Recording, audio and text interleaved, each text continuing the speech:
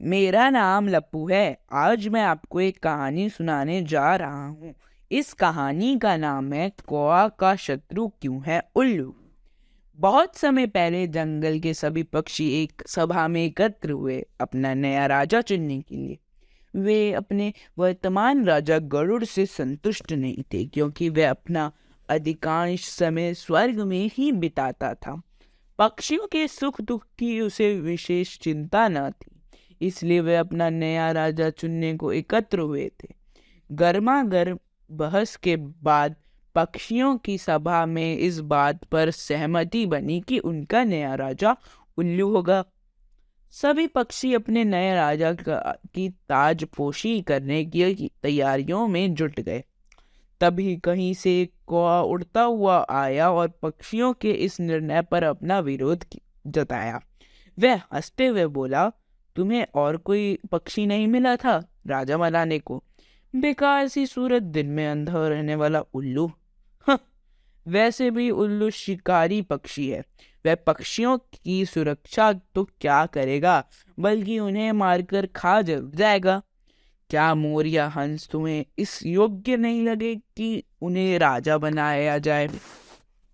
कौए के इन विचारों से पक्षियों को सोचने पर विवश कर दिया।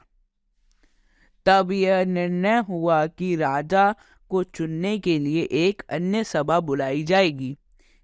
ताजपोशी की तैयारियां भी थम गई। दिन का समय होने के कारण उल्लू कुछ भी देख पाने में असमर्थ था।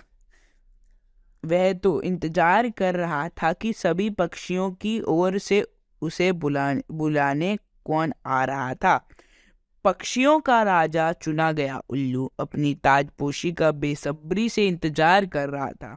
तभी उसे अचानक आभास हुआ कि उसके आसपास कोई नहीं है। कोई बोल नहीं रहा, कोई हलचल नहीं।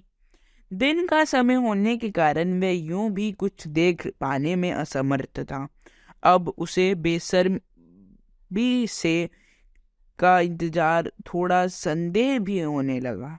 अपने इस संदेह तथा बेसब्री के चलते उसने अपने एक साथी से ताजपोशी में हो रहे अनावश्यक विलंब का कारण पूछा।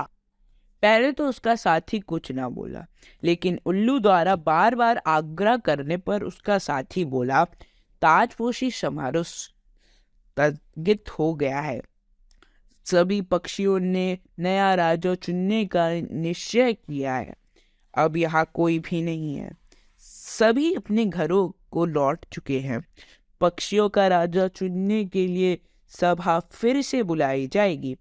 ऐसा क्यों? गुस्से में भरे उल्लू ने पूछा। एक कौए ने सभा में आकर हमारी जाति के खिलाफ यह जहर उगला कि हमें पक्षियों की रक्षा नहीं भक्षक है।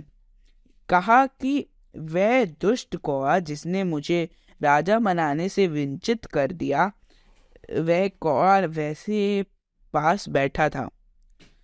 होने वाला राजा उल्लू क्रोध की अधिकता में से पागल सा होता बोला, तुमने मेरी ताजपोशी रुकवा दी, मुझे राजा नहीं बनने दिया। आज से हम जाने दुश्मन हैं, मेरी बात याद रखना। कहते हैं तभी से कौआ और उल्लू की आपसी शत्रुता चली आ रही है। सीख, तोल मोल कर बोलो बोल।